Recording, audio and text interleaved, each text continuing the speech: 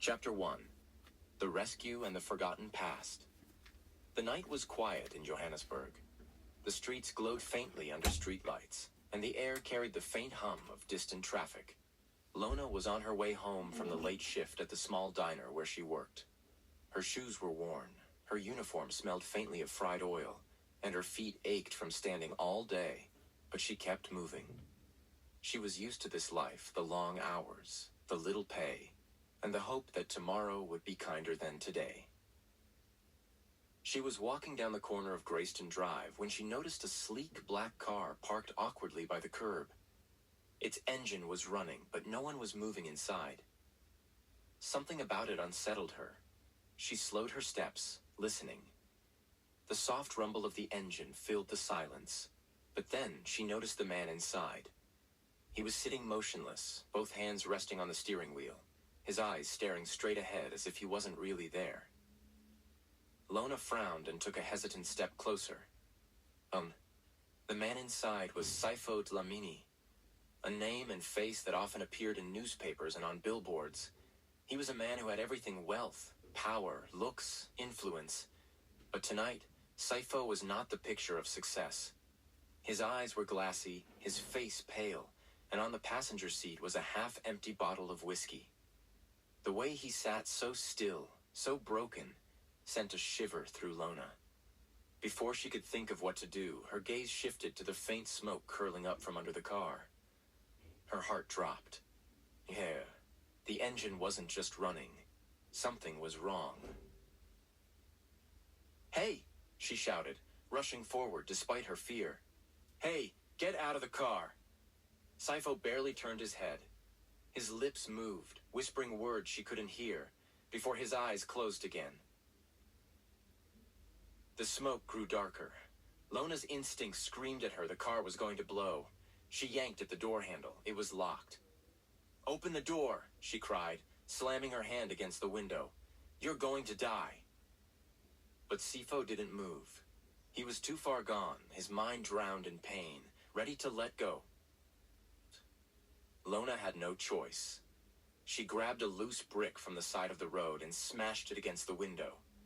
The glass cracked and shattered, spraying across the leather seats. The alarm blared to life. She reached in, fumbling, her hands cutting against the glass as she unlocked the door from the inside. The smell of gasoline hit her. Her body screamed to run, but she leaned in and grabbed him. He was heavier than she expected, his tall frame limp and uncooperative. She dragged him with all her strength, sweat dripping down her face as her lungs filled with smoke. "Come on, please," she begged, pulling him inch by inch away from the car. And then it happened. The explosion ripped through the night like thunder. Fire roared as the car burst into flames, the heat slamming into her back and knocking her to the ground. The world spun, the sound deafening, but she clung to him with all the strength she had left. When she opened her eyes, she couldn't feel her legs. Her body refused to move. But Sipho was alive. His chest rose and fell weakly beside her. The flames painted the sky orange and red, and as sirens wailed in the distance, Lona realized her life had just changed forever. The world around Lona blurred in and out. She heard voices, distant at first, then louder, sharper. Her eyelids were heavy, her body numb. When she tried to move, nothing happened. Panic shot through her chest until a nurse's calm but firm voice broke through the fog. "Stay still. You've been through an accident. You're safe here." Safe. The word felt strange, because nothing felt safe inside her body. Days later, when the haze of medication faded, reality struck like a cruel hand. The doctor's voice was careful, rehearsed. "There was extensive damage to your spinal cord. We did everything we could, but I must be honest with you. You won't be able to walk again." Lona's heart broke inside her chest. Her entire body shook as tears spilled down her face. She couldn't hear the rest of what he said. Words like therapy, wheelchair, adjustments drowned in the roar of her own grief. She had been an athlete, training tirelessly for marathons, her dream pinned on running for South Africa at the Olympics. Now that dream lay in ashes, just like the car she had dragged that man from. Sipho. The nurses told her he survived but was in a coma. A man whose life she had saved, yet she didn't even know why he had been there that night. Why he had sat inside a ticking bomb of a car. All she knew was she had traded her legs for his heartbeat. Weeks stretched into months. Her medical bills piled higher and higher. Lona had no family who could help. Her mother had passed years ago, and her father had abandoned them long before that. The little money she had saved vanished within weeks. Soon, she could no longer afford the hospital. One morning, she was discharged with a thin stack of papers, a borrowed wheelchair, and the heavy truth that she was on her own. She left the city with nothing but a small bag of clothes and returned to her grandmother's village in KwaZulu-Natal. Life there was quiet but cruel in its own way. The paths were uneven, the houses far apart, and the stares from neighbors stung. Pity followed her everywhere, and whispers clung to her like shadows. Such a pretty girl, and now look. What will she do with her life now? Lona tried to stay strong, but every night she cried silently, her hands pressed over her mouth to keep the sound from escaping. Still, she fought. She learned to wheel herself around, learned how to cook again, how to help her grandmother with what little chores she could. She started selling handmade beadwork at the market. Not much, but enough to keep food on the table. Each day she reminded herself to keep breathing, keep going, even if her dreams were gone. Meanwhile, in the city, Sipho lay in a hospital bed. When he finally opened his eyes 3 months later, he remembered nothing. Not the car, not the explosion, not the girl who had dragged him out. His name, his company, his wealth, those pieces returned slowly. But the night of fire was lost in shadows. Except for one thing. The dream. It came again and again. A dream of flames swallowing him whole and a figure pulling him out. He could never see the face. Only the feeling of being saved. Only the haunting echo of a voice crying desperately, "Please stay alive." Doctors told him it was trauma. Therapists said his mind was inventing things to cope. But Sipho knew. Deep inside, he knew someone had saved him. And he swore he would one day find out who. The years that followed were not kind to Lona. Her grandmother's small house sat at the edge of the village, its roof patched with old tin sheets, its walls cracking with age. Each morning, Lona would wake to the sound of chickens scratching outside, her grandmother humming softly as she prepared pap over a wood fire. She learned to wheel herself across the uneven ground, to balance carefully on the steep dirt paths, to pretend she did not notice the stares of children who whispered and pointed. The hardest part was the nights. Lona used to run every evening, her feet pounding against the earth, her lungs burning with the kind of fire that gave her life. Now she sat by the window, watching others run past on the road, their laughter rising into the twilight. Her body ached to move the way it once had. The silence in her legs was a grief she carried every second. Still, she fought to make herself useful. Her grandmother grew weaker with age, so Lona took over much of the beadwork. Her fingers worked quickly, stringing tiny beads into necklaces and bracelets that she sold at the market on Saturdays. The coins she earned were small, but they kept her pride alive. Each rand meant she was not only surviving, but contributing. Sometimes, when the loneliness grew too heavy, she sang. Softly at first, then louder when no one was around. Songs she remembered from church, songs her mother used to hum. Her voice became her only escape, filling the dark room with something brighter than her own thoughts.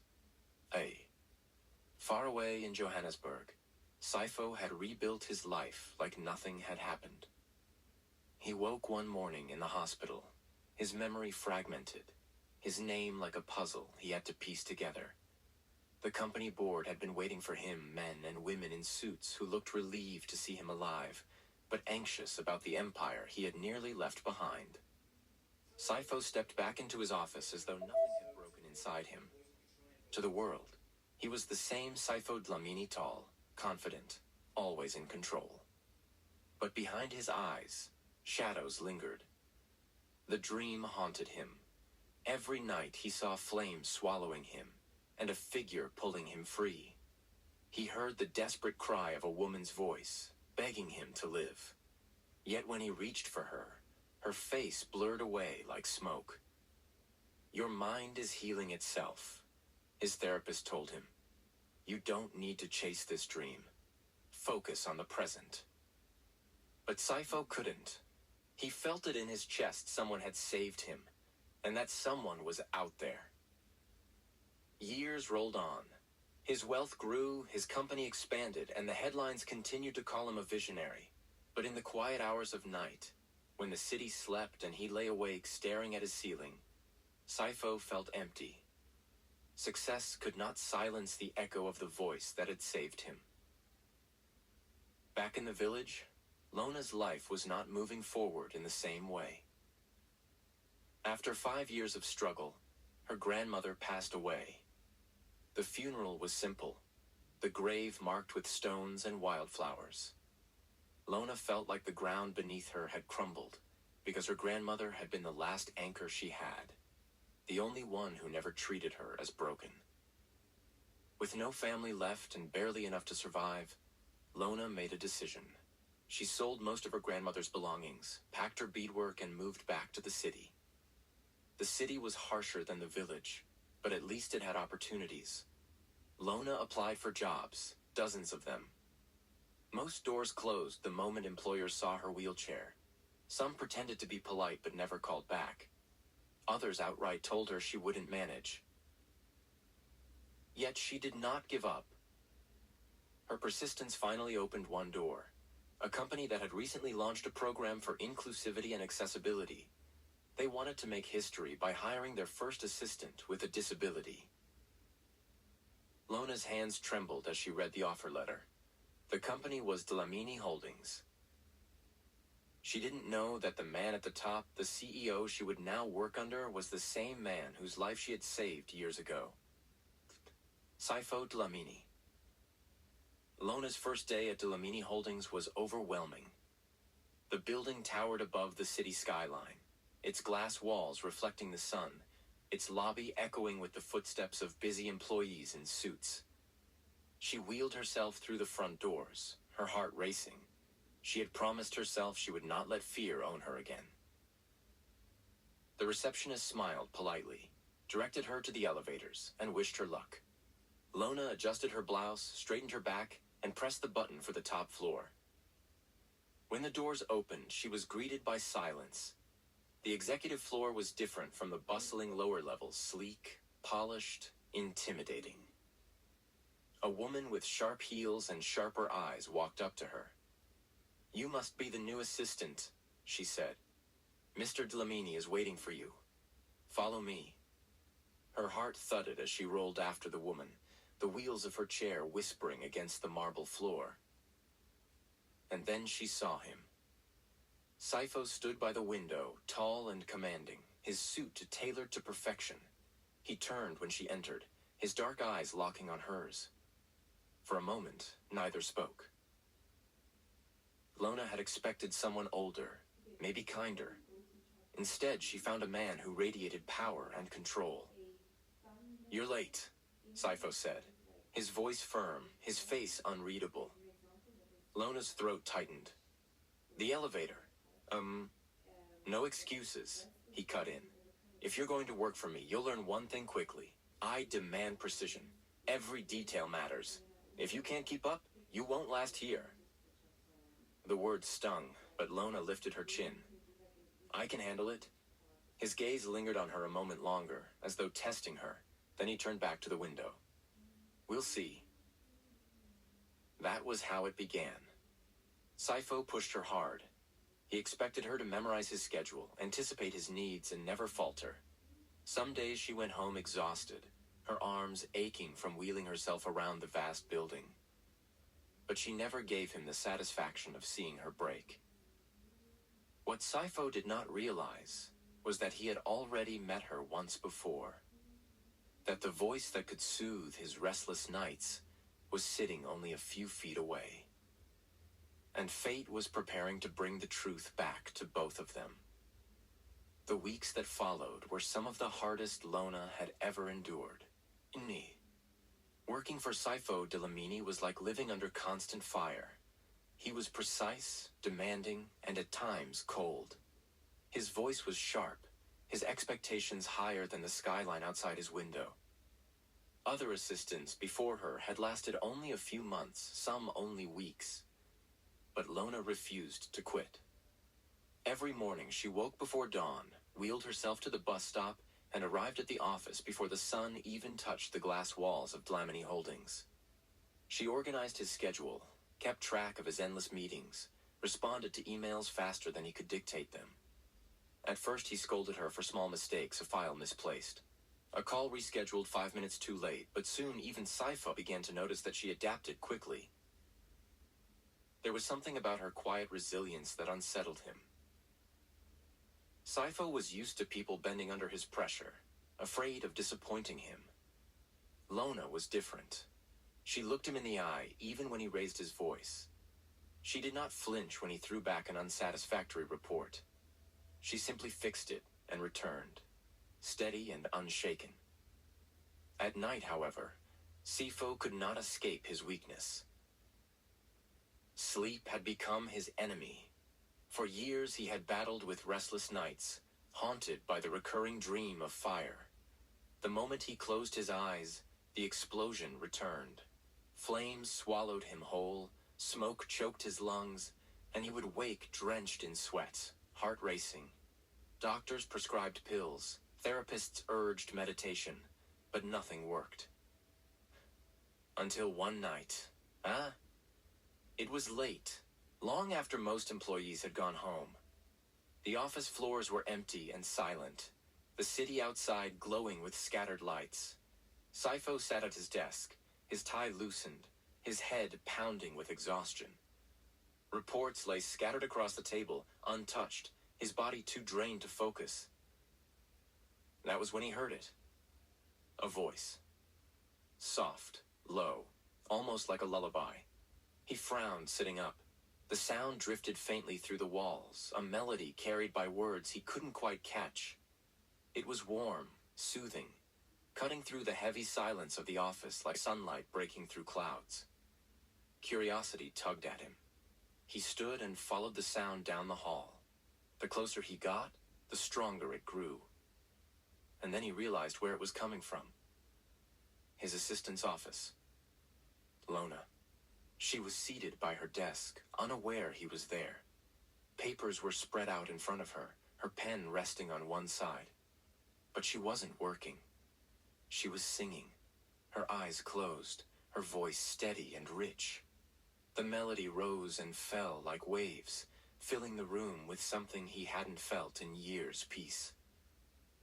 Sipho stood frozen in the doorway, listening. For the first time in what felt like forever, his mind quieted, his chest loosened. The dream of fire did not come. Instead, a gentle calm wrapped around him. Before he even realized it, his body grew heavy with drowsiness. He returned to his office, sat back in his chair, and closed his eyes. And this time, he fell into a deep, uninterrupted sleep. Hours later, when the sun spilled across the skyline, Sipho woke with shock. His body felt lighter, his head clearer. No nightmares, no fire, just rest. But the moment he looked around, the office was silent again. No voice, no song, just the ordinary hum of the building waking to another day. That night had been an accident. The following evening, he waited, hoping the sound would return. But it didn't. Lona worked late again, but she didn't sing. She typed quietly, packed her bag, and left without a word. Sipho lay awake until dawn, the fire swallowing him once more. The pattern repeated for weeks. Every time she sang rare, almost by chance he slept peacefully. But the nights without her voice were restless, his dreams dark and heavy. He told no one, not even himself fully, but something inside him knew. Her voice was the key. 1 month later, at a company dinner, the truth revealed itself. The restaurant was alive with laughter and clinking glasses. Employees loosened up from their stiff office personas, and music played softly in the background. A few brave souls began singing along, egged on by their colleagues. It was light-hearted fun, nothing serious. When it was Lona's turn, she hesitated, but the crowd cheered, and someone playfully pushed her wheelchair forward. She blushed, cleared her throat, and began to sing. The room went quiet. Her voice filled the air effortlessly, pulling every ear and heart toward her. Sipho, seated at the head of the table, felt the sound pierce through him. He froze, his chest tightening, his mind flashing back to the night he had slept without nightmares. It was her, his assistant. The voice in his dreams. The room erupted in applause when she'd finished, laughter and cheers echoing. But Sipho sat still, staring at her, realization crashing into him like a wave. The woman who soothed his nightmares, who calmed the fire inside him, she had been beside him all along. And for the first time in years, Sipho felt something stir in his chest that was not emptiness. It was fragile, unfamiliar, but impossible to ignore. He felt drawn to her. Not just because of her voice, but because suddenly, the pieces of his fractured memory seemed to tremble, as though trying to rearrange themselves around her. Lona did not notice his stare. She laughed shyly, covering her face as others praised her, but Sipho did not take his eyes off her.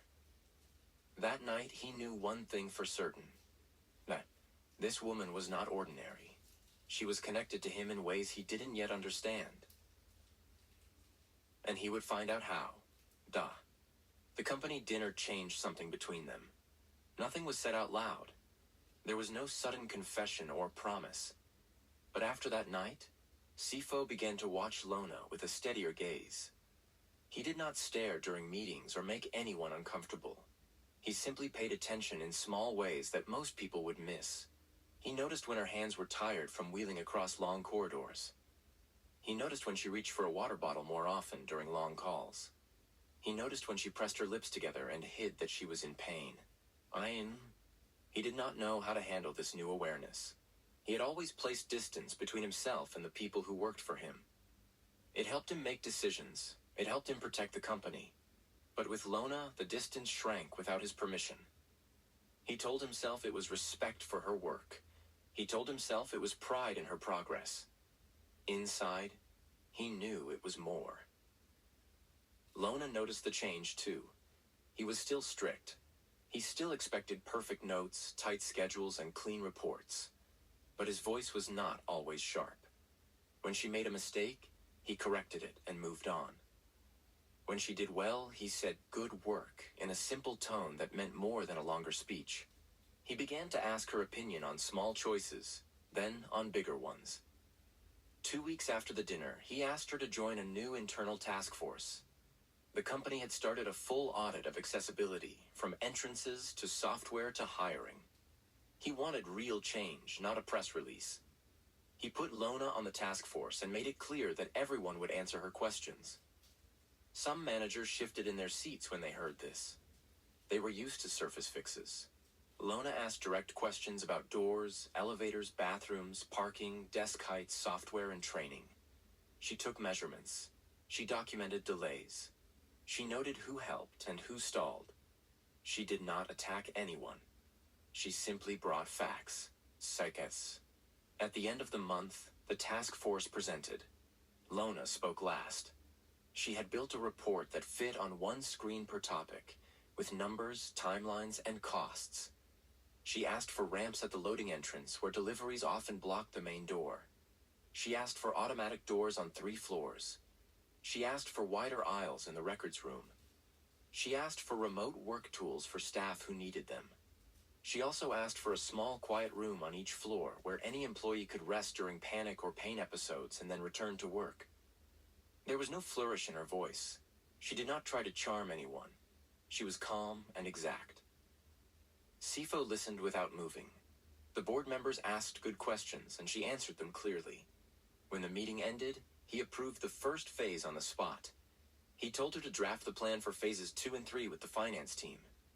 His tone was even, but his eyes were warm. Lona wheeled out of the boardroom with her notes pressed against her chest. Her hands trembled only after the door closed behind her. Then, the changes started fast. The building team installed automatic doors on the executive floor first, then the next 2 levels. The facilities team reworked the kitchen spaces so that lower counters were available. The tech team added voice-to-text tools. A memo went out to all employees that detailed the changes and invited suggestions. Some people wrote long messages thanking the company. Some were blunt. Some asked for help with quiet spaces because of anxiety. For the first time, Lona felt she had shaped a part of the building in a way that helped others and not just herself. On a Tuesday evening, a heavy rain slowed the city. Half the office had left early to avoid the traffic. Lona stayed behind to prepare files for the next morning. She sent her last email and moved toward the elevator. The lights flickered once. The doors did not open. She tried again. The elevator was out, and the backup system was late to kick in. The stairs would have taken her a long time, and the evening staff had already gone. She did not want to call anyone. She was used to solving her own problems. She sighed and waited. A quiet step sounded behind her. Sipho stood there without a jacket. His shirt sleeves were rolled to his elbows. He looked at the elevator panel and then at her. He took out his phone and called the facilities manager. He did not raise his voice. He simply said what was needed and when it was needed. Then he ended the call and turned to Lona. "We can wait in my office," he said. "Security will come up with a rolling ramp. It should not take long." "I do not want to trouble you," she said. "It is not a trouble," he said. "It is my building." They returned to his office. He turned on a soft light that made the room feel less cold. Rain moved across the glass, steady and loud. He still had work on his desk, but he did not open any of it. He sat on the edge of the table. "You handled the board well today," he said. "Thank you," she said. "You do not exaggerate," he said. "You present facts and let the facts do the work. That is not common." "I learned to stop explaining myself," she said. "It wastes energy." He watched her for a second and then nodded. "I understand." They sat in a quiet that was not tense. Security called to say they were close. He walked her to the elevator bank when the rolling ramp arrived. He thanked the guards by name. Lona noticed. Small details told her who a person really was. After that evening, the building team never let an elevator outage last more than 5 minutes on the executive floors. They added a simple alert to Lona's phone. They added it to 3 other employees who had asked for help. It did not fix the whole world, but it fixed this corner of it. Another change appeared one Thursday night. Lona worked late that day each week to prepare the next 2 days of schedules. The hallways were empty. She often sang to stay awake. That night, when she pushed open the door to the small wellness room on her floor, she found a keyboard on a stand against the wall. A neat card sat on top. "Yeah, for anyone who needs it, please return the cover after use." Facilities. She ran her finger along the keys. The instrument was not new, but the sound was clean. She looked down the hall toward Sipho's office. His light was off. She sat and played a simple progression, one she remembered from a community choir years ago. She sang very softly. She did not know that Sipho had paused by his door when he heard the first notes. He stood there for a short time, and then walked away to give her privacy. He slept well that night without knowing why it had felt easier to close his eyes. Rumors always moved through offices. People began to say that the CEO had changed a little, He did not shout in any meeting that month. He approved a budget for an employee counseling service. He stopped scheduling back-to-back evening sessions and left space for people to go home. He still demanded high standards. He still removed vendors who missed deadlines. But he seemed steadier. Some guessed he had started a new treatment for sleep. Some guessed he had hired a new advisor. No one guessed the truth. Over the next weeks, Lona built a routine. She arrived early, checked his calendar, printed whatever had to be on paper, and arranged the day so that urgent tasks did not collide. She learned who could give her answers fast. She learned who needed reminders. She never raised her voice. She kept clean lists and did not miss anything twice. Sipho gave her more responsibility. He asked her to manage the prep for a cross-continent call. He asked her to brief him before investor updates. He began to trust her instinct on which meetings mattered and which did not. She could sense when a meeting would waste time. He listened when she said so. They started to talk outside of tasks. It happened in quiet moments. He would ask if her chair needed a tune-up. She would ask if he had eaten. He began to keep fresh fruit in a bowl near her desk. She began to place a cup of tea on his table at 4 p.m, because that was when his energy dropped. He did not ask for the tea, but he drank it. He did not comment on the fruit bowl, but he refilled it when it was empty. On a Friday, he walked past her desk and noticed a folded printed sheet. It was a therapy schedule. She reached for it, a little embarrassed. "I have a session once a week," she said. "I am working on my fear of cars. I do not remember what happened in my accident. I do not remember how I ended up in the hospital. I only remember waking up and not being able to walk. Since then, cars make my chest tight. I am trying to fix it." He thought about the dream that had followed him for years. Fire, smoke, a voice. He kept his face still. "I can assign a driver on those days," he said. "Not to push you. Only to be there." "I can go on my own," she said. "I know," he said, "but I can still assign a driver." She looked at him for a long time. She did not like to accept help. She did not want pity either, but his voice was even. He did not treat her as weak. He treated her as someone whose time mattered. She nodded. "Thank you," she said. He sent a short message to the transport team. The driver would stay quiet unless spoken to. The car would take the long route that avoided highways. The windows would stay half open. The driver would stop if she asked. Yay. That evening, they stayed late for a last-minute presentation. The office grew quiet around them. At 8, he closed his laptop and leaned back. He rubbed his eyes. He looked tired in a way that did not show during the day. "You can go," he said. "I will finish the rest." She shook her head. "It will go faster if we do it together." He did not argue. She reviewed the slides while he adjusted the numbers. At one point, she began to hum without thinking. He did not say anything. His eyes softened. He kept typing until the work was done. He slept well that night. On the next Thursday, he did something he had never done for anyone who worked for him. He ordered dinner for 2 and asked security to place a small table near the window in his office.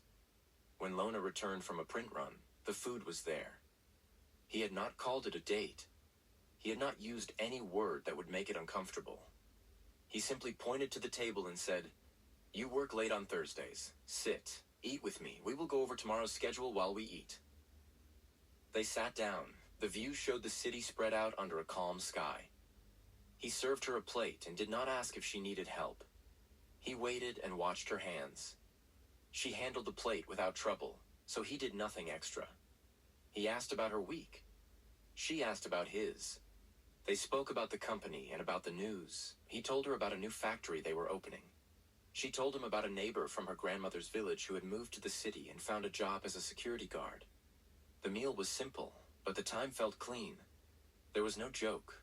There was no planning for more. There was only 2 people eating dinner and talking. He took a breath and said, "I see a therapist once a week." She looked up, surprised. He rarely revealed anything personal. I did not know that, she said. I have a problem with sleep, he said. It has been there for a long time. I am working on it. Do you know why it started? She asked. No, he said. I have a dream. There is fire. I am trapped. Someone is there. I never see the face. I always wake before I can say thank you. She held her fork. Her fingers stilled. A strange tightness pulled at her chest. She did not know why. She did not remember the accident. She only knew that she felt fear when cars came too close. She also knew that the word fire made her throat dry. I am sorry, she said. You do not have to be, he said. It is only a fact. They finished eating. He cleared the plates himself and set them aside. She returned to work. He watched her for a short time, and then focused on a contract. The night passed without pressure.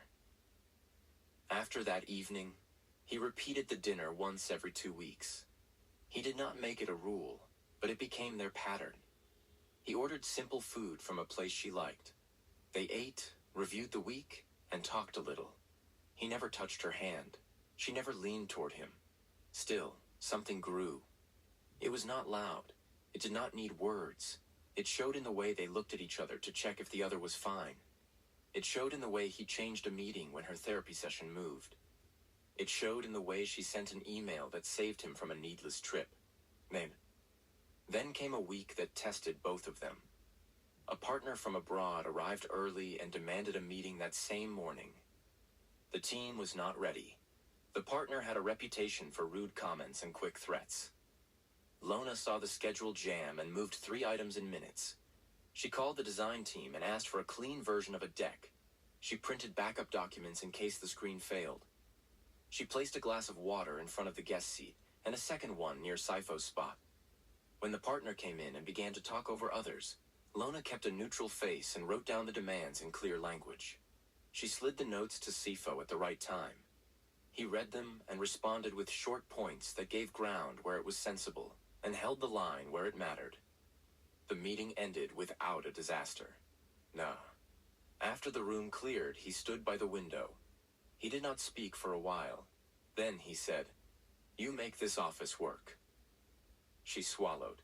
"It is my job." "It is more than a job," he said. "It is a responsibility, and you carry it well." She looked at the skyline. "Thank you." He did not say more. He did not try to turn praise into anything else. He returned to his desk and opened his laptop. She returned to hers and sent a follow-up to the partner that summarized decisions in exact terms. She attached the revised timeline and copied the legal team.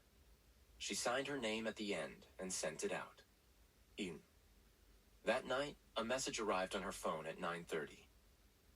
Sipho, thank you for how you handled the morning. She looked at the words for a long time. She typed and erased twice. Lona, you are welcome. Good night. He did not write again. She put down the phone and lay still in her bed. Sleep came slowly, but when it came, it held. Days rolled forward. He started asking her to sit in on meetings that involved vendors. She was not there as decoration. She was there to listen and flag any detail that would cause trouble later. Vendors learned to be exact around her. She did not scare them. She simply made it clear that the company was paying for results and not promises. Human Resources noticed the new pattern. The director asked for a meeting with Sipho and brought a folder. The concern was not about Lona. It was about boundaries. The director spoke in careful terms about power, perception, and fairness. She asked if the dinners were part of a policy. Sipho said they were a practical solution for late work on Thursdays. He said he shared the meals evenly across his assistants when possible. This was not true. He had not had dinners with past assistants.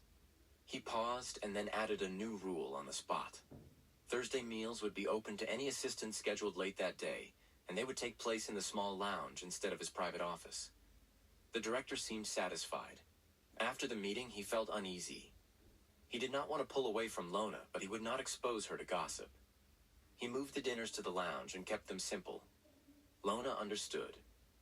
She respected the change and did not push against it. Their conversations deepened in other ways. During one quiet evening, he asked about her past.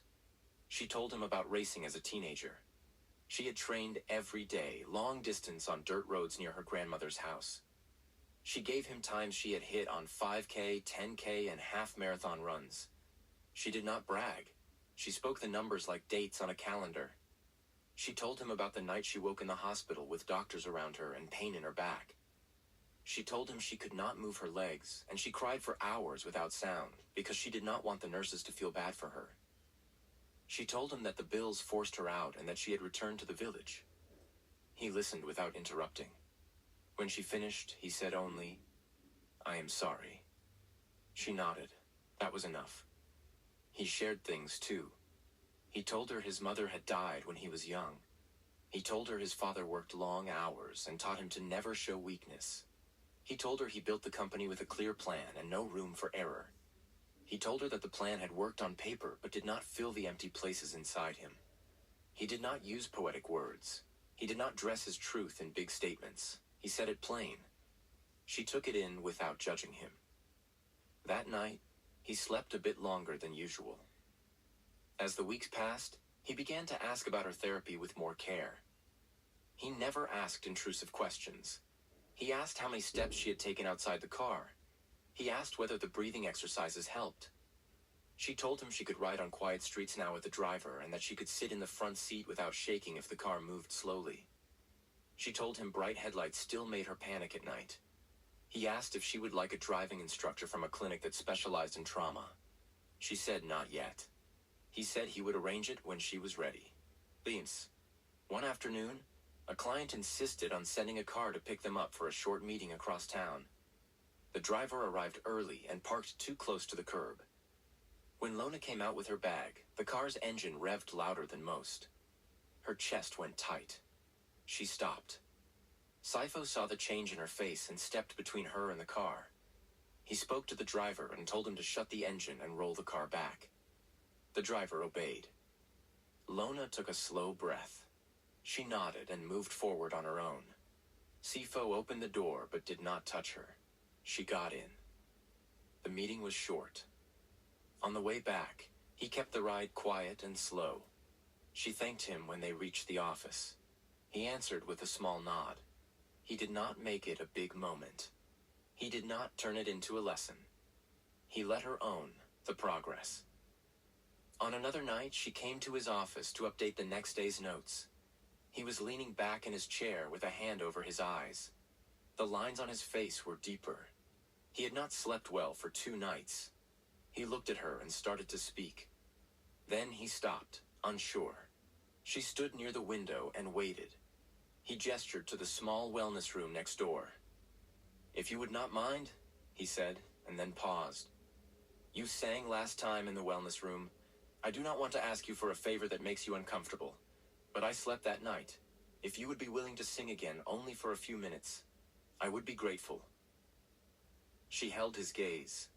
She understood what he was asking. It was not a demand. It was a simple human request. She nodded and went to the next room. She did not sing loud. She chose a slow song and kept her voice steady. He did not stand in the doorway. He stayed in his office and listened through the thin wall. His breathing eased. He fell asleep in his chair. She checked on him later and placed a folded blanket over the armrest. She turned off the brighter light and left one lamp on. Then she went back to her desk and finished her work. When he woke near midnight, he saw the blanket and the soft light. He guessed who had done it. The next morning, he thanked her with a quiet, "Thank you." He did not add anything about sleep or music. She nodded and said, "You are welcome."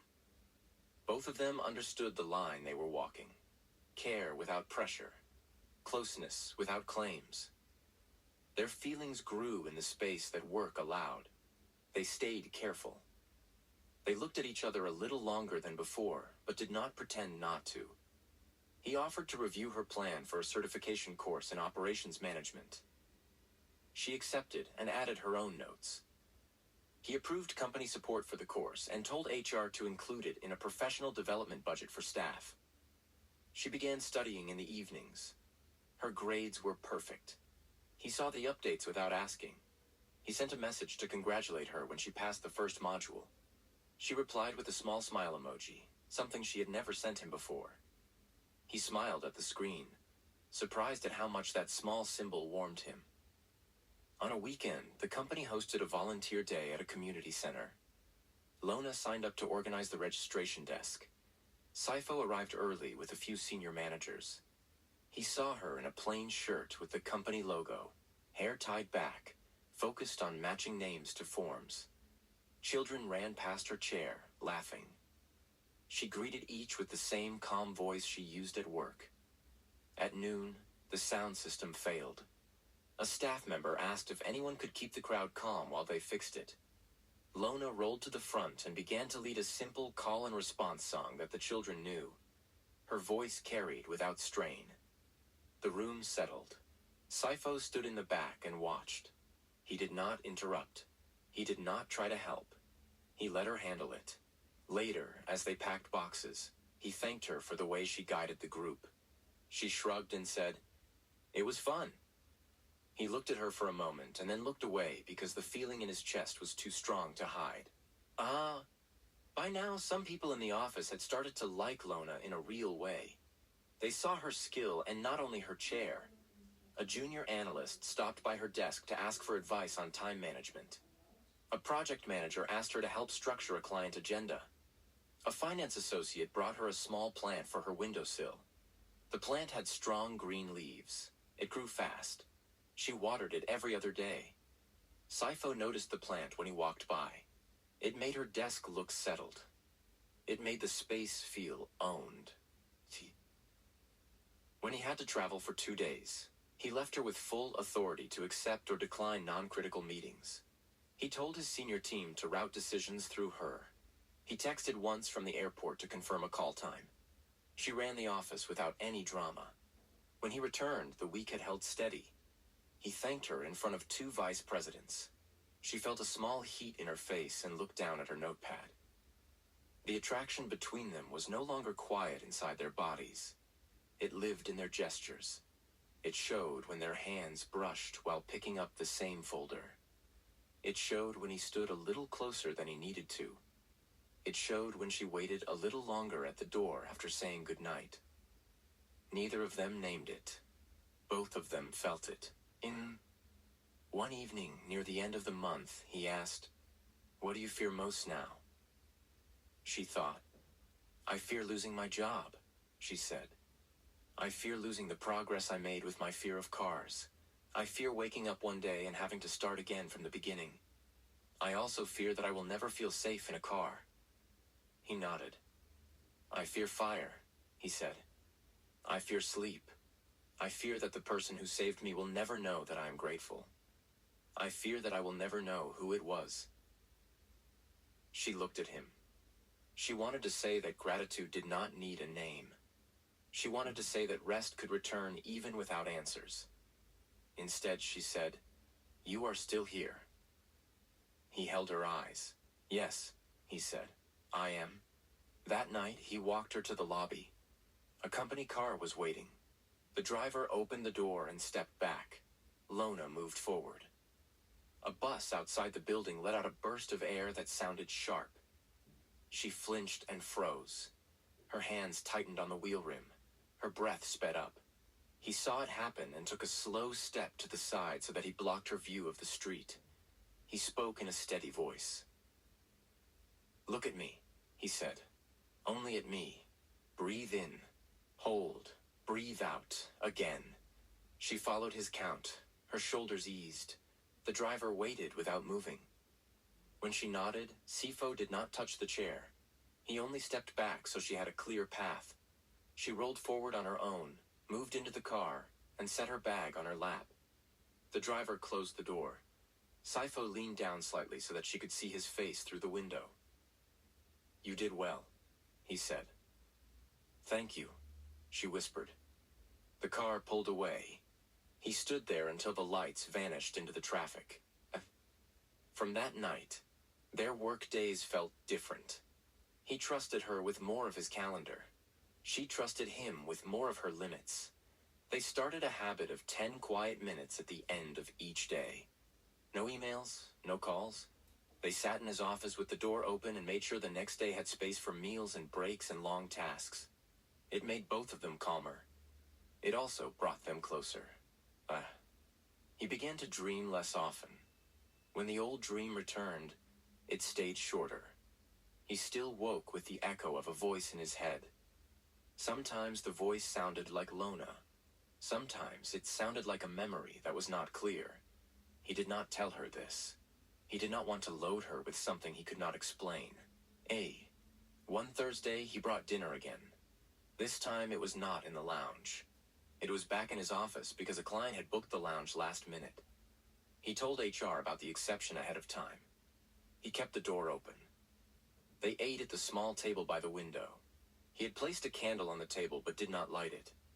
He thought it might be too much. She noticed the candle and smiled without comment. "I applied for a renewal of my ID," she said between bites.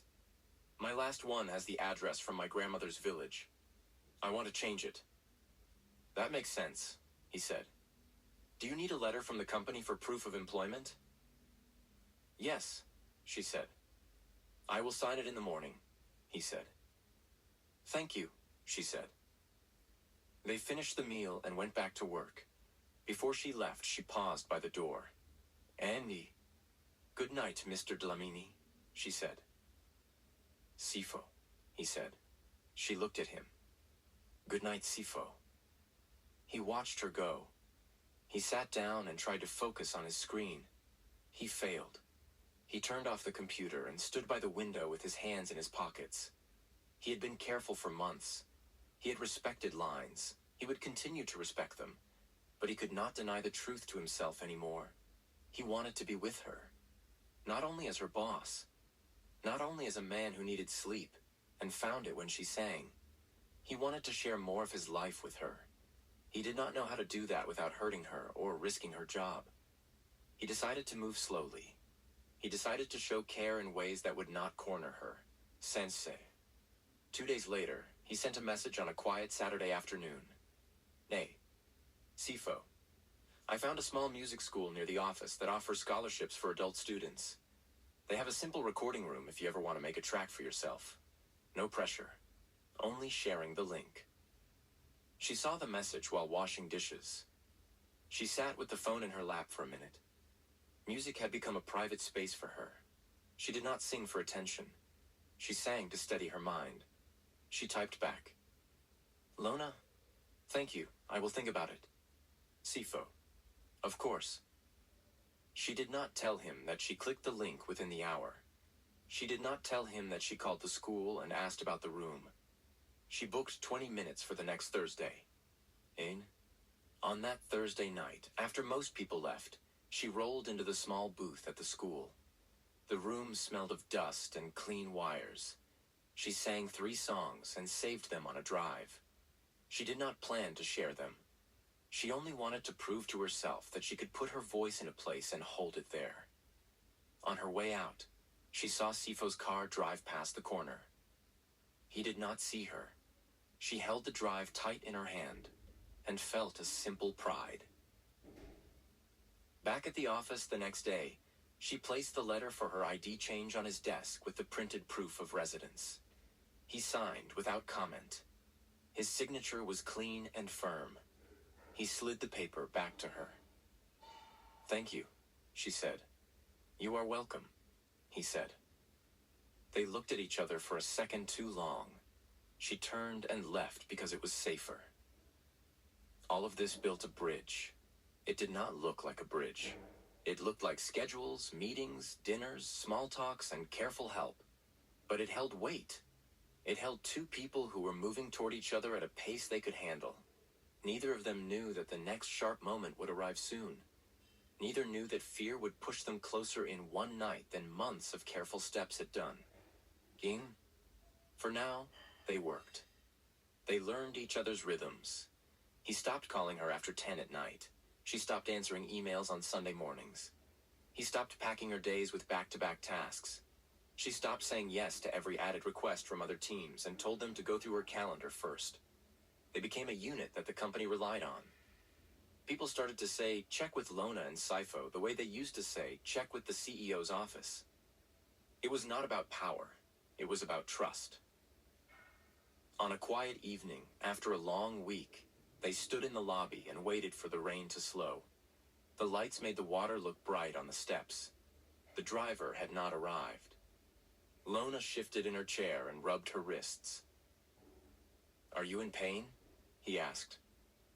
"A little," she said. "It comes and goes." "Do you need a doctor?" he asked. "No," she said. "I just need rest." He nodded. A car turned the corner and slowed at the curb. A bus roared behind it. The sound made Lona tense for a second, then relax. She looked at him. "Thank you for not giving up on me when I was slow at first," she said. "You were never slow," he said. "You were learning a new system in a building that was not built for you. That is our failure, not yours." She held his eyes. "Still, thank you." The car stopped. The driver stepped out and opened the door. She moved forward. He stayed where he was. She managed the rest without help. The driver closed the door. The car pulled away into the rain. Sipho stood there until the red lights faded. He did not notice that he was smiling. They were almost ready for the night when the street would force their bond into the open. But that moment had not come yet. For now, there was only this slow, honest growth between them, made of simple actions, clear words, and the steady choice to care. The night it happened was ordinary at first. Lona stayed behind after work to finish a report. Sipho had left earlier than usual, which was rare. He had told her he needed time to prepare for a speech the next day. She didn't ask questions she rarely did when it came to his personal matters. Her job was to manage his time, not to intrude on it.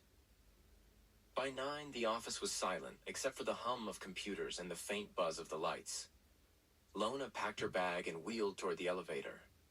Outside, the streets glistened with a thin drizzle that had just passed.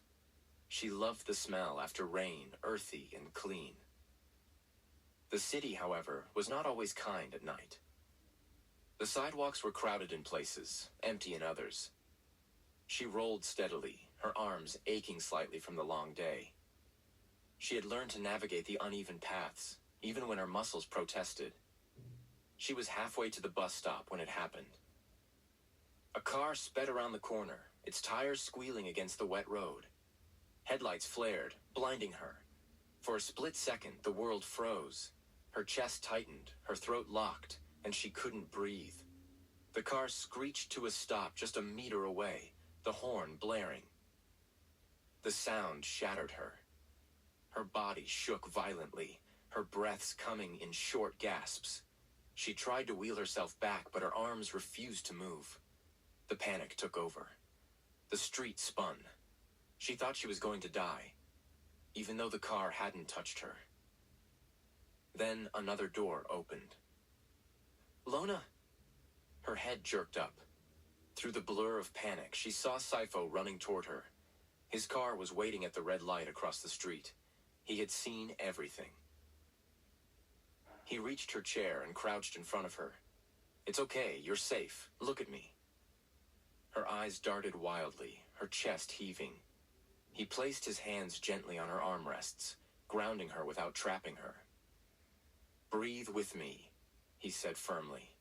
"In, hold, out, again." She tried to follow. Her breath stuttered at first, then steadied as he guided her. His voice was deep, calm, pulling her back from the edge. The driver of the other car muttered an apology and sped away, but Lona barely noticed. All she saw was Sipho's face close to hers, his eyes steady, his presence solid like a wall between her and the chaos. Minutes passed before the panic eased. She slumped in her chair, exhausted, tears streaking down her cheeks. I can't do this," she whispered. "Yes, you can," he said, his tone firm but gentle. "You already did. You're safe." He looked over his shoulder. His own car was still waiting by the curb, the driver watching anxiously. Sipho turned back to her. "I'm taking you to the hospital, just to be sure." "No," she said quickly, shaking her head. "I don't want—" "Lona," he cut in, his voice soft but unyielding. "You can argue with me later. Right now, we're going." She didn't have the strength to fight him. He wheeled her carefully toward his car, helped her inside with practiced patience, and slid into the seat beside her. At the hospital, the doctor checked her vitals and ran quick tests. "She's fine," the doctor said after a while. "This was a panic attack, likely triggered by trauma. She should rest tonight, but there's no physical damage." Sipho exhaled in relief. Lona, however, felt humiliated. She had worked so hard to prove she was capable, that she wasn't fragile. And now her boss had seen her break down in the middle of the street like a child. On the way home, silence filled the car. She stared out the window, refusing to look at him. Finally, he spoke. "I'm glad I was there." Her throat tightened. "You shouldn't have seen me like that." "You think less of yourself because of it?" She didn't answer. "I don't," he said. His voice was steady, leaving no room for doubt. "Fear doesn't make you weak. You're one of the strongest people I've ever met." Her eyes stung again, but this time from something deeper than panic. She turned slightly, meeting his gaze. He wasn't pitying her. He wasn't looking at her like she was broken. He was just seeing her. That night was a turning point. Sipho had already admired her work ethic, her resilience, her sharp mind. But seeing her so vulnerable and realizing how much it shook him to imagine losing her made his feelings sharper, undeniable. He wanted to protect her, not because she was weak, but because she mattered. And for Lona, the fear that night had exposed something else. She didn't want to need anyone. But when Sipho had been there, steady and calm, she hadn't felt ashamed. She had felt safe. In the days that followed, the tension between them grew. Not loud, not obvious, just subtle things that others didn't see. The way his hand lingered a moment too long when he passed her a folder. The way she looked at him when she thought he wasn't watching. The way silence between them no longer felt like a gap, but like a thread pulling them closer. Sipho started asking about her therapy sessions, offering to drive her himself instead of sending a driver. At first she refused, but eventually she allowed it. Their drives became conversations about fears, about memories, about life before their pain. Sipho confessed his fear of fire, the recurring dream that haunted him. He admitted he sometimes felt like he was missing a piece of his own past. Lona shared what she could about her accident, though the memory was blank. She talked about her lost dream of running in the Olympics, about the emptiness that followed. He listened without judgment. She listened to him in return. And slowly, without either of them naming it, a fragile romance began to bloom. The panic attack changed something between them, though neither spoke about it. Sipho still gave her tasks with the same precision, still expected reports on his desk before a meeting, still wanted answers when she slipped even slightly. But his voice was softer now. His questions lingered less on mistakes and more on how to fix them together. For Lona, it was harder. She had worked for months to prove herself, to show everyone she was more than the chair she wheeled through their hallways. That night on the street, in front of him, her fear had undone her mask. She thought it would make him see her as fragile. Instead, he saw her more clearly than anyone else ever had, and that made her chest ache in ways she didn't want to admit. It was in the little things. When she wheeled into the boardroom before a meeting, she found her spot already clear of chairs, as if someone had thought about it before she arrived. She knew it was him. When she stayed late, she sometimes returned from the printer to find a bottle of water on her desk. He never mentioned it. Neither did she. When they walked through the lobby together, He slowed his long stride so she didn't have to rush. To anyone else, they looked like boss and assistant, nothing unusual. But between them, each moment held a weight that neither dared to name. Sipho, for all his discipline, found himself distracted. At night, his dreams of fire returned more fiercely. The explosion, the smoke, the desperate voice pulling him out. He woke with his fists clenched, his chest heaving. But now, sometimes, the voice in the dream sounded familiar, softer, closer. During the day, he would catch Lona humming under her breath as she organized files. The sound would still his thoughts for a moment, ease the tightness in his chest. Once, while reviewing a contract, he realized he hadn't read the last page at all. He had just been listening to the faint hum coming from her office next door. He started to wonder if it was possible for a person to be both a storm and a calm at once. Lona noticed changes in herself, too. She'd been careful to keep her emotions buried. Work was her shield, her proof of worth. But every time his hand brushed hers when they exchanged papers, her stomach tightened. Every time he said her name in that low, steady voice, heat crawled up her neck. She hated it, the lack of control, yet she couldn't ignore it. The first time she caught him looking at her too long, she froze. It was in the middle of a presentation. The team was debating a new expansion strategy, voices overlapping, papers scattering across the table. Sipho sat at the head, his expression unreadable. But when Lona passed him a set of corrected figures, their hands touched, and instead of glancing down, his eyes stayed on hers. For a heartbeat too long. Long enough that her breath caught. Long enough that she had to look away quickly before anyone else noticed. The second time was in his office. She had been fixing his calendar for the next week, mumbling the times under her breath. When she looked up, she found him watching her, elbows resting on the table, chin on his hands. "What?" she asked, trying to sound annoyed. "Nothing," he said, though his eyes didn't leave hers. Then, almost casually, "You work harder than most people I know." She rolled her eyes, but her heart raced the rest of the evening. And the line between them grew thinner each day, stretched taut with unsaid words. One evening, Lona stayed later than usual. She had promised herself she'd finish the finance summary before leaving. The office was dark except for the glow of her desk lamp. Sipho was still there too, his own light on across the hall. She could see him through the glass wall, leaning back in his chair, eyes closed, as if fighting sleep. Without realizing, she began to sing softly. Not a full song, just a melody she remembered from childhood. The sound floated through the quiet floor, mixing with the faint hum of the city outside.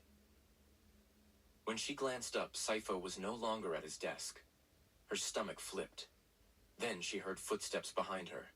She turned, and there he was, standing in the doorway of her office. For a long moment, neither spoke. His expression was unreadable, but his eyes burned with something she didn't recognize. "Ma, don't stop," he said quietly. Her lips parted. "You were listening?" "Yes." His voice was low, steady, but softer than she had ever heard it. "I sleep when you sing. I don't know why, but I do." She didn't know what to say. 1,000 things rushed through her mind, but all she managed was, "It was just habit, something I do when I'm tired." "Then be tired more often," he said, a ghost of a smile flickering across his face. Her heart pounded. She looked down at her papers quickly, pretending to be busy. "You should be working, not standing there." "Maybe I should," he murmured, but he didn't move for another few seconds before finally walking away. That night, Sipho slept better than he had in weeks. The tension grew heavier after that. Neither of them addressed what had happened, but it lingered. Their conversations became longer, their silences thicker, their glances sharper. Sometimes their hands brushed accidentally more than once. Sometimes his voice softened only when speaking to her, though others never noticed. The office became their stage, every corner filled with something unsaid. And yet neither dared to cross the line. Not yet. The week had been brutal. Meetings stacked on meetings, negotiations stretched late into the night, and Sipho had been sharper than usual with everyone. Everyone but her. With Lona, he was still demanding, still exacting, but there was something else beneath it, something gentler. She felt it even when he scolded her, even when his tone cut like glass. By Thursday evening, the executive floor was empty. Rain pattered against the wide glass windows, the city outside blurred in silver streaks. Lona had stayed behind, as always, to finalize the next day's schedules.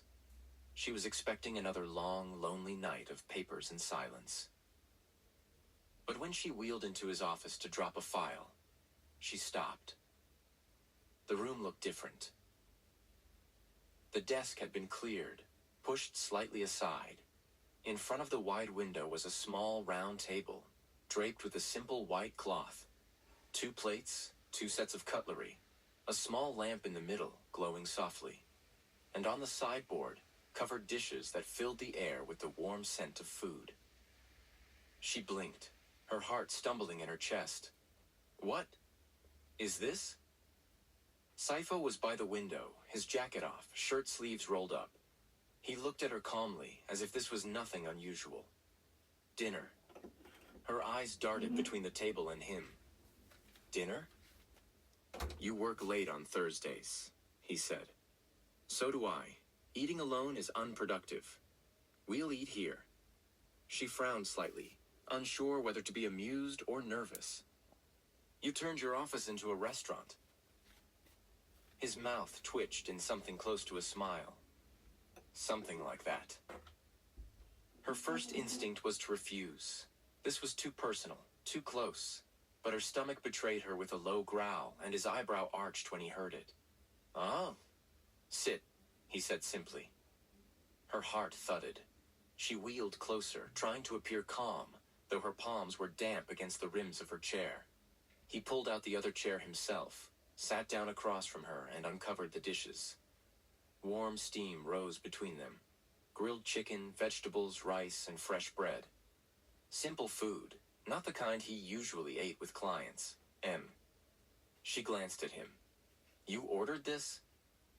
I made arrangements, he said, serving her plate before his own. He did it without asking if she needed help, without hesitation, just naturally, as though it was the most ordinary thing in the world. The gesture caught her off guard. She wasn't used to anyone making things easier for her without pity attached. With him, it didn't feel like pity. It felt like consideration. They began to eat. At first, it was quiet. She focused on the food, grateful for something to distract her. But soon the silence shifted, filling with unspoken weight. She set down her fork, gathering courage. You don't usually do this, she said slowly. No, he agreed, taking a sip of water. His eyes flicked to hers, steady. I don't. Then why now? He paused. For a moment, she thought he wouldn't answer.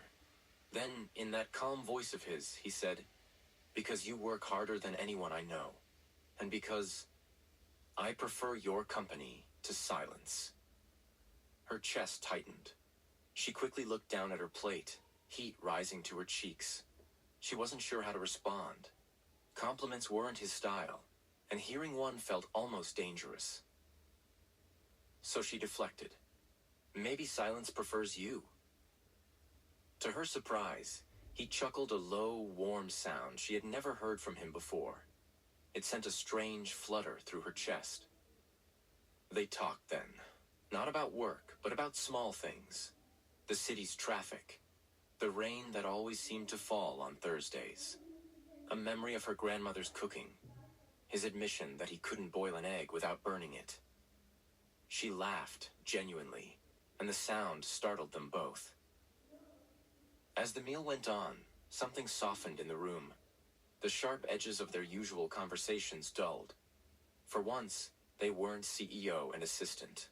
They were just Sipho and Lona, two people eating dinner by a rain-streaked window. Halfway through, the power flickered. The lamp dimmed, then steadied again. She looked up at him, her heart racing in the sudden quiet. He was already watching her. The air between them thickened. His gaze lingered, not as a boss studying his assistant, but as a man seeing a woman. Her throat went dry. She quickly picked up her fork again, breaking the moment. When they finished, he cleared the plates himself, ignoring her protests. "You handled enough today," he said firmly, and she let him. Before she left, she paused by the door, unsure what to say. He stood a few feet away, his hands in his pockets, his expression unreadable. But his eyes burned with something she didn't want to name. "Thank you," she whispered, her voice barely audible. He inclined his head slightly. "Good night, Lona." Her heart hammered as she wheeled out, her mind spinning. She told herself it was just dinner, just a gesture of appreciation. Nothing more. In sets. But as she lay in bed that night, she couldn't forget the way he had looked at her across the table, the way his laugh had sounded, the way his words, "I prefer your company to silence," echoed inside her. And in his apartment, Sipho sat awake by his window, staring at the city lights. He told himself it was nothing, just dinner, just kindness. But deep inside, he knew the truth. He had crossed a line, and he didn't regret it. After the dinner, something shifted between them. Nothing. They didn't speak of it. On the surface, nothing changed. Lona still came in early, checked his schedule, answered calls, typed notes, and wheeled herself briskly from one meeting to the next. Sipho still demanded precision, still cut through excuses with his sharp tone. But the air between them was different. When she brought him reports, her hand lingered a second too long as their fingers brushed. When he called her into his office, his eyes lingered a second too long before returning to the files. They both noticed. They both ignored it. And yet, neither could stop themselves. Sipho began to crave her presence in ways he didn't understand. He told himself it was professional, she was efficient, reliable, calm. But at night, when he lay in bed, it wasn't her efficiency he remembered. It was her voice, her laughter, the way her eyes softened when she let her guard down. The dreams returned, sharper now. The flames rose higher, the smoke thicker. He coughed, choked, clawed at the door. Then always the hands, the desperate pull, the voice crying for him to live. But now the voice was clearer, familiar. It was her, Lona. He woke drenched in sweat, his heart pounding. At first, he told himself it was a trick of his mind, blending reality with memory. But each night the dream grew clearer, and each day he found it harder to look at her without wondering. Could it have been her? No, it didn't make sense. She had never said anything. She didn't even remember her own accident. Still, the thought gnawed at him. Lona, for her part, tried to hold the line she had drawn for herself. Sipho was her boss, her employer. Getting too close was dangerous, not just for her job, but for her heart. And yet, after that dinner, she couldn't stop thinking about the way he had said those words. "I prefer your company to silence." It was a small thing, but for her, it was everything. In quiet moments, when she thought he wasn't looking, she let herself stare at the way his shoulders filled his suit, at the way his jaw tightened when he concentrated, at the rare but breathtaking moments when he smiled. And then she would force herself back to work, scolding herself for being foolish. The tension between them became its own language, a stolen glance, a brush of hands, the silence that said more than words. And it might have continued that way, slow, careful, dangerously close, if not for Amanda. She returned suddenly, like a storm breaking over calm waters. It was a Monday morning when Lona first heard the name. She was arranging files on Sipho's desk when his phone rang. The screen lit up with a contact. Amanda Ndlovu. His eyes flickered briefly before he answered. "Amanda," he said, his voice low, softer than usual. The name echoed in Lona's chest. She busied herself with the papers, pretending not to listen. "I didn't expect you back so soon," Sipho continued. "Yes, tonight? All right, dinner then." He ended the call. When he looked up, his eyes met Lona's briefly before he turned back to his screen. "That'll be all for now." She nodded and left, her heart strangely heavy. That evening, she saw her. Amanda swept into the building like she owned it, tall, elegant, confident. Her dress was sharp, her heels clicking against the marble floor. She greeted the receptionist warmly, then walked straight to Sipho's office without waiting. Lona watched from her desk as the two embraced. Not a polite handshake. An embrace. A long one. Her stomach tightened. She told herself it didn't matter. It wasn't her business. She focused on her computer screen, her fingers moving faster than her mind could keep up, but she couldn't block out the sound of their laughter drifting through the glass walls. For Sipho, Amanda's return stirred old memories. She had been his childhood best friend, the one who always stood by him. They had shared secrets, laughter, and long nights of studying together. She had left for the UK years ago, chasing her own career. Now she was back, and the warmth of their history pulled at him. But it was confusing, because when he looked at Amanda, he felt familiarity, comfort. Yet when he looked at Lona, he felt fire. The days that followed were harder. Amanda began visiting often, bringing him files, joining him for lunches, sometimes waiting for him in the evenings. She always smiled at Lona politely, but her eyes lingered a little too long, assessing, weighing. Lona felt invisible in those moments, like she was being quietly erased from the room. Sipho noticed. He noticed the way Lona's smile grew tighter when Amanda walked in. He noticed the way her shoulders stiffened when she left the office late and saw Amanda waiting by his car. He noticed, and it unsettled him more than he wanted to admit. But the breaking point came one night when Amanda asked about his accident. They were in his office, Lona working quietly at her desk nearby. Amanda leaned forward, her voice low but audible through the open door. "You know, Sipho, you never told me the whole story. About that night, about the fire." Lona froze. Her pen hovered above the paper. Sipho's jaw tightened. "There's not much to tell." Amanda's voice softened. "You said someone saved you. Maybe it was me. Maybe I was closer than you think." Lona's heart stopped. Sipho looked at Amanda, confusion flickering across his face. "No, it couldn't have been you." But the doubt was planted. And Lona, sitting silently just a few feet away, felt something inside her crack. Amanda slipped into Sipho's life the way smoke slips under a door quietly, but impossible to ignore once you notice it. At first, she was polite. She brought him coffee in the mornings, dropped by to catch up after meetings, laughed easily at his dry remarks. She had the history, the old familiarity, the kind of shorthand that comes from years of knowing someone. When she mentioned something from their school days, Sipho found himself smiling, remembering details he hadn't thought about in years. But familiarity and comfort weren't the same as peace.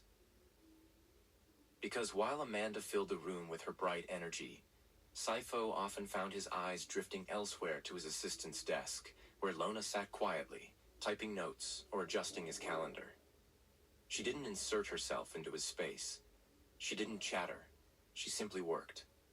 But her silence had a pull stronger than Amanda's presence. And Lona felt it.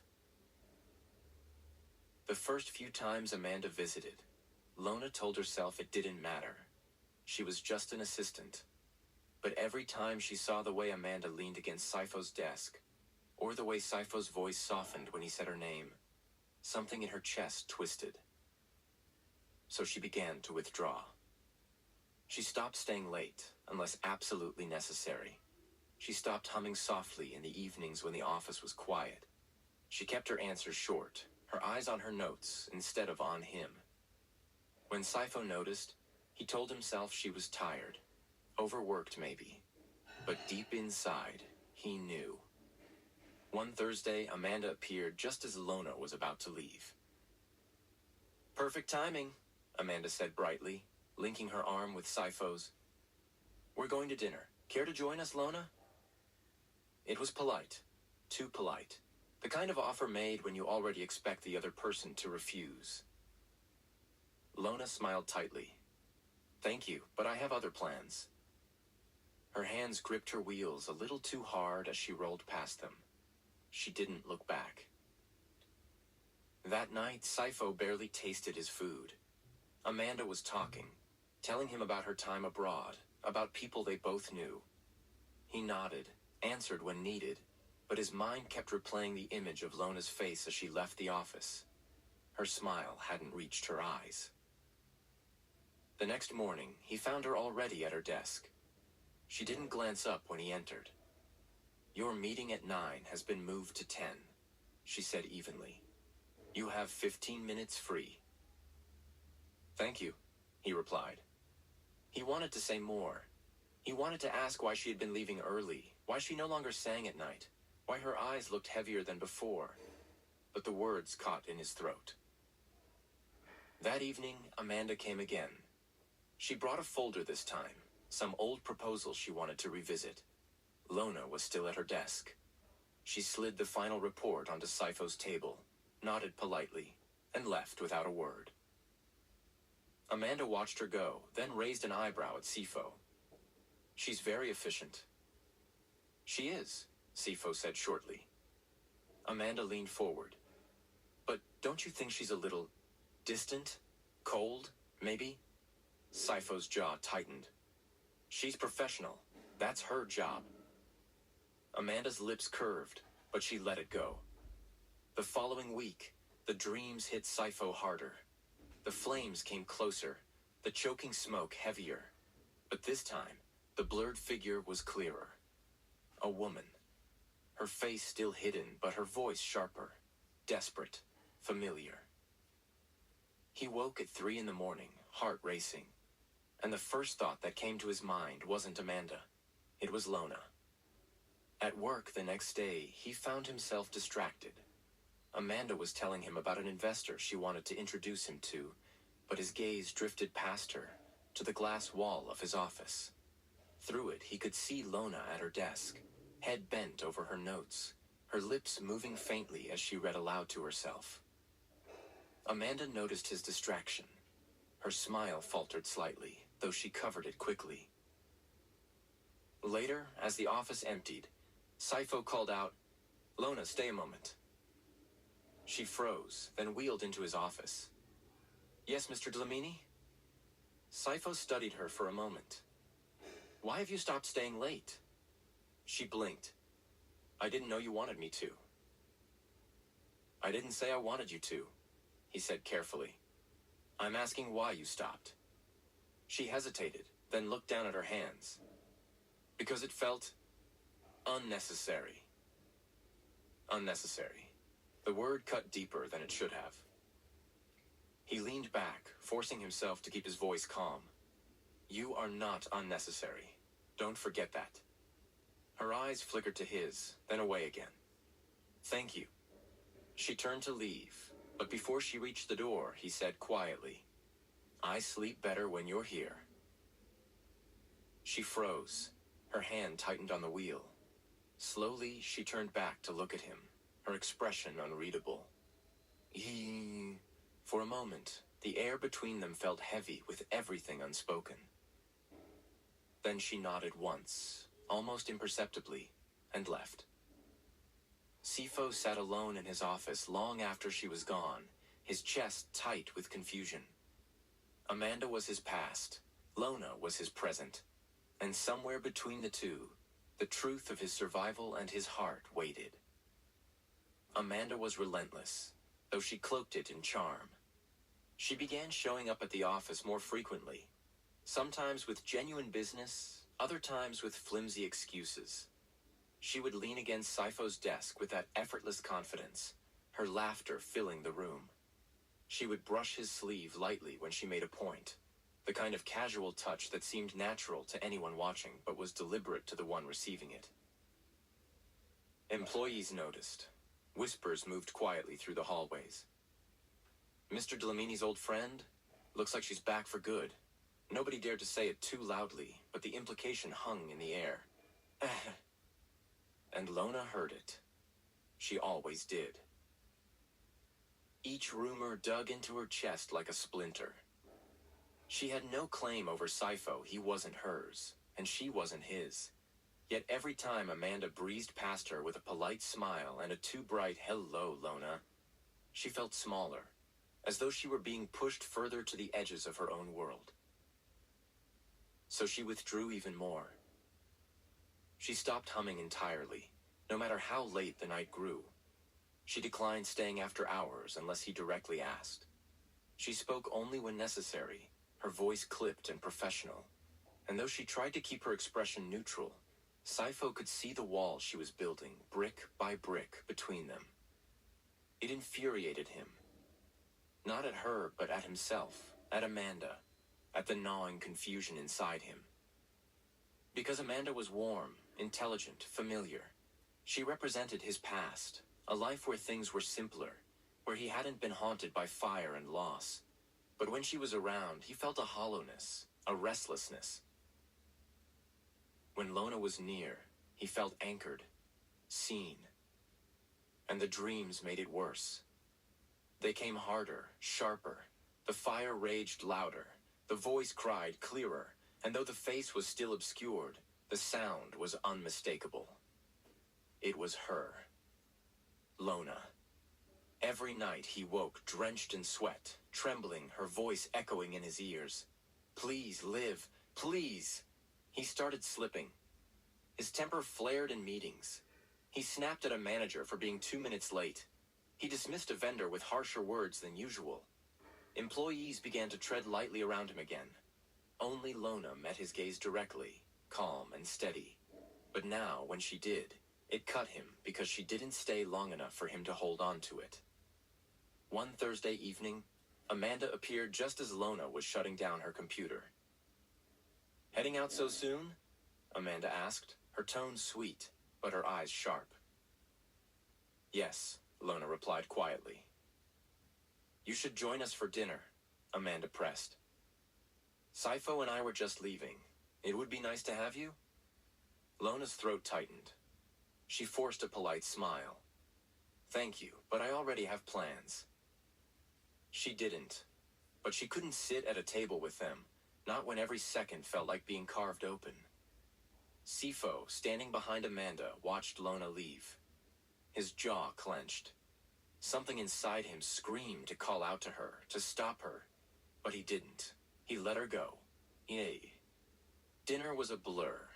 Amanda spoke about London, about investors, about her future plans. He nodded, answered when necessary, but his mind wasn't there. It was with the woman who had left the office with her head held high but her shoulders trembling ever so slightly. That night, he didn't sleep at all. By the following week, Lona's withdrawal was impossible to ignore. She kept her voice steady, her tasks flawless, but there was no softness left, no humming, no small smiles, no lingering glances. Sipho felt the loss like a wound. He found himself pacing his office late at night, restless, the silence pressing in too heavily. He tried to tell himself it didn't matter she was his assistant, nothing more. But when he looked at Amanda sitting across from him, laughing at something from their school days, all he felt was emptiness. The breaking point came on a Tuesday. Amanda had arrived unannounced, sliding into his office with her usual confidence. She placed a hand on his desk, leaning close. You need to stop torturing yourself, Sipho, she said softly. Softly. You've been chasing a shadow. That night, the accident, it's time to let it go. Whoever saved you, maybe it wasn't anyone special. Maybe it was just fate. Or maybe it was me. His chest tightened. You weren't there. Her eyes glittered. But I could have been. And I am here now. Isn't that what matters? Before he could respond, a knock came at the door. Lona. She entered quietly, placed a folder on his desk without meeting his eyes, and turned to leave. Stay, Sipho said, the word slipping out before he could stop it. Lona froze. Amanda's eyes flicked between them, sharp and calculating. I need you to review this, Sipho added quickly, covering his slip. Just a second. Lona nodded, wheeled closer, and opened the file. Her hands were steady, her face unreadable. But Sipho felt the tension radiating from her. Amanda leaned back, crossing her arms. You do rely on her a lot, don't you? Sipho looked up, his jaw tightening. She's the best assistant I've ever had. Amanda's smile didn't reach her eyes. I see. The silence that followed was heavy, charged, dangerous. For the first time, Sipho realized the truth staring him in the face. He couldn't bear the thought of losing Lona. Not her competence, not her presence, not her. But the wall she had built between them was growing higher every day. And if he didn't do something soon, she would be gone not physically, but in every way that mattered. Amanda's presence became routine, and that was the problem. Yet, she no longer asked permission to enter Sipho's office. She swept in with folders, reports, or sometimes nothing at all but a bright smile and a question about his day. She had a way of filling space, of making herself impossible to ignore. Employees noticed, of course. Some whispered about how quickly she had reclaimed her place at his side. Others speculated she would soon join the company formally. And all the while, Lona sat quietly at her desk, listening but never participating. Her heart clenched every time Amanda leaned across Sipho's desk, laughing at some old memory. Every time Amanda touched his sleeve, every time she lingered by his side at the elevator, every time she said his name like it belonged to her. Lona buried the ache under layers of professionalism. She answered calls promptly, typed notes without error, organized his schedule down to the last second. Her work was flawless, her face calm, her voice clipped. No one could accuse her of faltering. But inside, she was breaking. And Sipho felt it. He noticed the way she avoided his eyes when handing him files. He noticed the way she wheeled out of the office quickly at the end of the day, no longer lingering, no longer humming. He noticed, and it tore at him more than he wanted to admit. Amanda, however, noticed too. One afternoon, as Sipho stepped out for a call, Amanda leaned against Lona's desk. She smiled politely, but her eyes were sharp. You must be very busy keeping up with him, she said casually. I manage, Lona replied, her tone even. Amanda tilted her head. Sipho can be intense, but it's good he has someone like you. Reliable, professional. Something in the way she said professional made Lona's chest tighten. Amanda's smile widened. You know, he and I go way back, long before all of this. Sometimes I think he forgets how much we've shared. She sighed lightly, as if it were an afterthought. But then again, some bonds are hard to compete with, don't you think? Lona said nothing. She kept her eyes on her notes, her jaw tight. Amanda's heels clicked away, leaving the faint echo of her words behind. That evening, Lona packed her bag early. Sipho looked up from his desk, surprised. Leaving already? Yes, she said quietly. Everything for tomorrow is prepared. He studied her. Is something wrong? No. She didn't meet his eyes. Good night, Mr. Dlamini. The formality stung. He almost called after her, almost told her to stay, almost confessed that the thought of her leaving like that made his chest ache, but the words caught in his throat. He let her go. That night, the dream returned, sharper than ever. The flames roared, the car shook, the heat blistered his skin. He clawed at the door, choking on smoke, and then the hands. Desperate, strong, pulling him free. The voice cried out, breaking with urgency, "Sipho, please, live, please." He jolted awake, his heart pounding, sweat dripping down his face. For the first time, the voice wasn't blurred in his memory. It was clear, distinct, familiar. It was her. It was Lona. The realization shook him to his core. But when he saw her the next morning, sitting calmly at her desk, her face unreadable, he couldn't say it. He couldn't ask. He couldn't admit. Because Amanda was still there, hovering like a shadow, pressing herself deeper into his life. Later that week, Amanda joined him at a client dinner. The restaurant was crowded, filled with laughter and the clinking of glasses. Amanda sat close, her hand brushed his as she whispered something in his ear. He forced a polite smile, but his thoughts drifted to Lona. Was she at home? Had she eaten? Was she still awake, working through notes she wouldn't be paid for? But he excused himself from the table, stepping outside into the cool night air. He pulled out his phone, his thumb hovering over Lona's contact.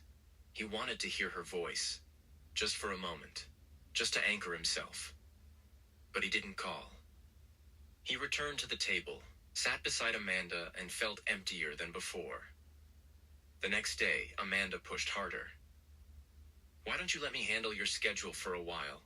she suggested lightly as they walked out of a meeting.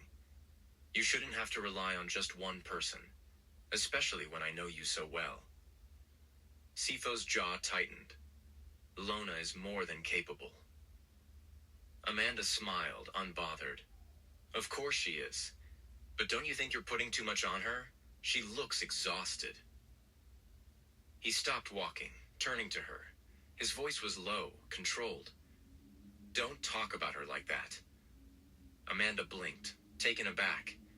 Then she smiled again, but this time it didn't reach her eyes. "I only meant to help." But Lona had overheard. She had been standing a few feet away, pretending to check her phone. The words burned into her chest. Exhausted. Too much on her. Just one person. That evening, she didn't wait for him to finish his work. She left early, her head held high, her heart heavy. Sipho noticed. He always noticed. And this time, the emptiness she left behind felt unbearable. The office felt heavier each day. The air itself seemed to carry the weight of unsaid things between Sipho and Lona, between Lona and Amanda, and even within Sipho himself. Amanda's visits grew bolder. She didn't just bring coffee anymore, she brought plans. "Remember our idea back in university?" she said one afternoon, spreading papers across Sipho's desk. "About investing in housing projects for young professionals? I've been working on it. We could do it together now. Imagine it would be just like old times." Sipho scanned the papers, but his attention wandered. He could feel Lona's presence just beyond the glass wall. She was typing, her face calm but her posture stiff.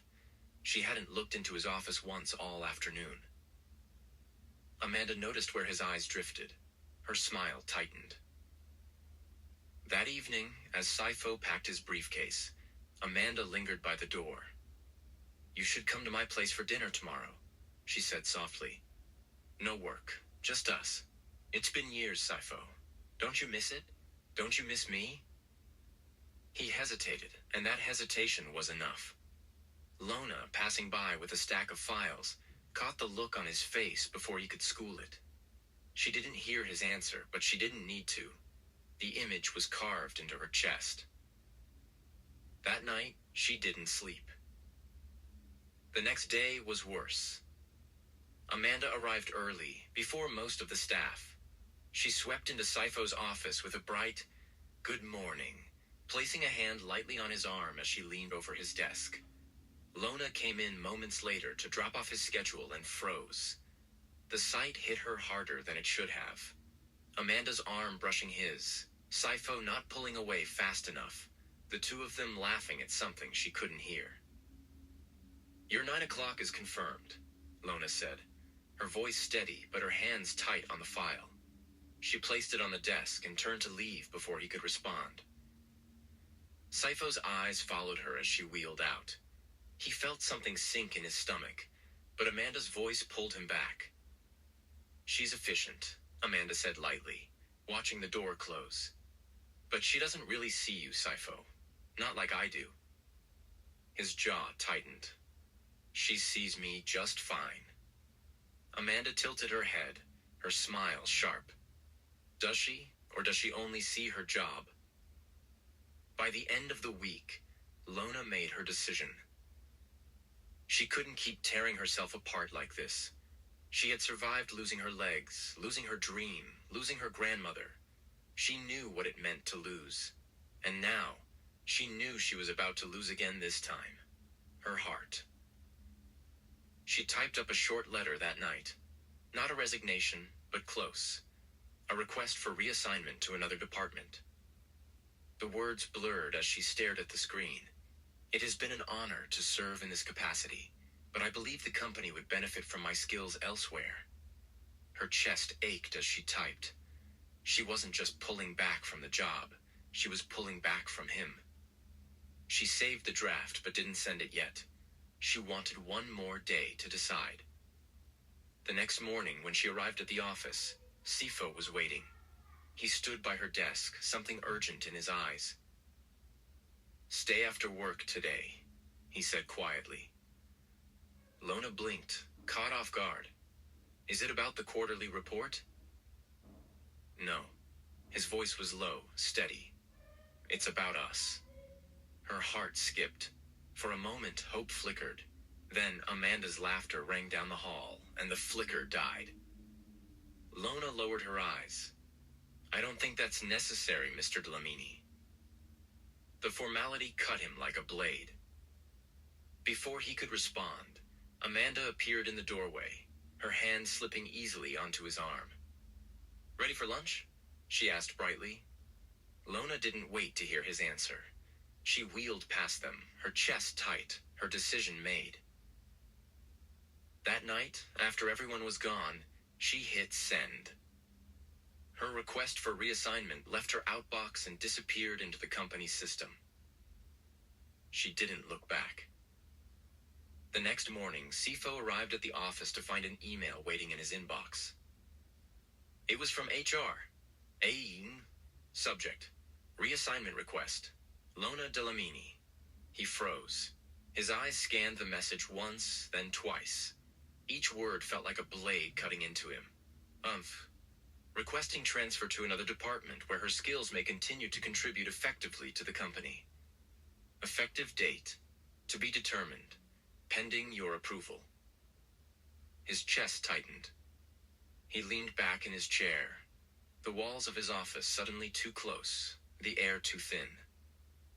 She was leaving. Not quitting, but leaving him.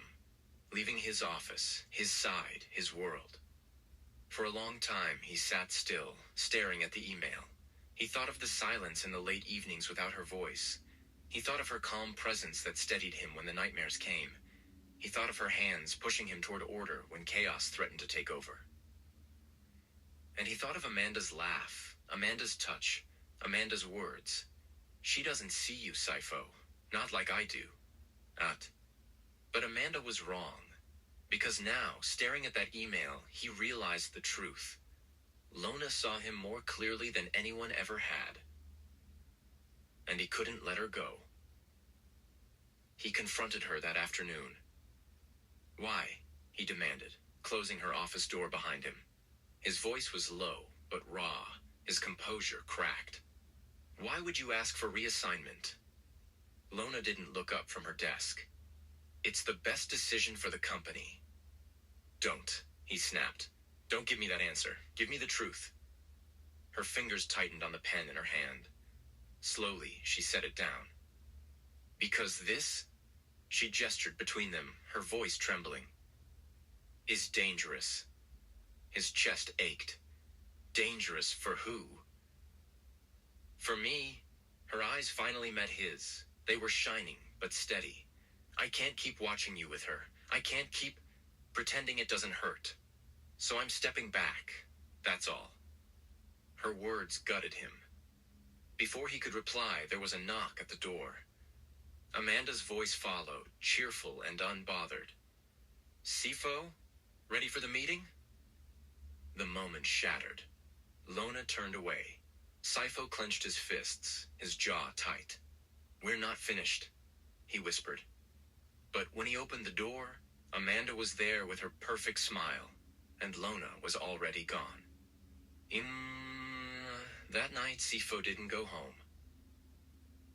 He drove aimlessly through the city, the lights blurring past his windshield. His chest was heavy, his mind restless. He ended up parked outside the hospital where he had woken from his coma years ago. Something drew him inside. The night staff recognized him instantly. After a few polite words, he found himself in the records department, flipping through files. Patient logs, admission reports, emergency notes. And then he saw it. His name, his date of admission, the night of the explosion. And next to it, unidentified female critical injuries, spinal damage, transferred same night. His breath caught. He read on, his hands trembling. The report was short, clinical, but the words struck like lightning. Female pulled male from vehicle before explosion. Sustained permanent injury. Refused recognition. Discharged due to unpaid bills. Sipho's heart pounded in his ears. His vision blurred. He turned the page, desperate for more. And then he saw the note scrawled in the margin by a nurse. Young woman named Lona. Stayed awake all night asking if he survived. The folder slipped from his hands. He staggered back, gripping the edge of the table to steady himself. It was her. It had always been her. The voice in his dreams. The hands that pulled him from the fire. The sacrifice that left her in a wheelchair. Lona. His Lona. A raw sound tore from his chest, half a laugh, half a sob. He pressed a hand to his face, guilt and grief flooding him at once. She had given everything for him, and he hadn't even known. Worse, he had let her sit by his side all this time, suffering in silence, watching him let another woman steal space that had never belonged to her. Without thinking, he bolted for the door. He called her phone once, twice, 3 times. No answer. He drove to her apartment, knocking, calling her name, his heart in his throat. No response. Finally, when he turned back toward his car, he saw her. She was wheeling down the quiet street toward her building, her face pale with exhaustion. She froze when she saw him. Sipho? He didn't speak. He crossed the distance in seconds, dropping to his knees in front of her chair. His hands trembled as he reached for hers. It was you, he whispered, his voice breaking. It was you all along. You saved me, and I didn't know. God, Lona, I didn't know. Her breath caught. Sipho. I should have been there. I should have protected you. You lost everything because of me. His voice cracked as tears slid down his face. And all this time, I've been blind. She shook her head, tears glistening in her own eyes. I didn't want you to know. I didn't save you to be remembered. I saved you because you deserve to live. His grip tightened on her hands. No, Lona, I don't just owe you my life.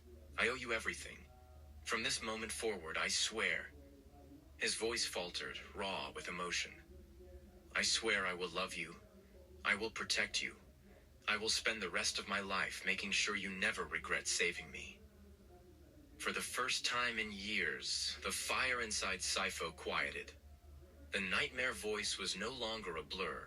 It was here, in front of him, real and alive. and he knew with absolute certainty that he would never let her go again. Sipho remained kneeling in the quiet street, clutching Lona's hands as if they were the only anchor left in his world. His vow hung in the night air, raw, unpolished, but truer than anything he had ever spoken. Lona stared at him, her chest tight, her mind spinning. For years she had carried the weight of that night alone, the pain of her loss, the silence of her sacrifice. And now, here he was, broken open, swearing his love, swearing to spend his life making it right. For the first time since the explosion, since the fire, since the world had stolen her legs and her dreams, she felt the faintest spark of something she thought she'd lost forever. Hope. She didn't speak yet. She couldn't, but her hands tightened around his, and that was enough. Sipho bowed his head, tears slipping freely down his face, and for the first time in years, the fire in his dreams finally went out.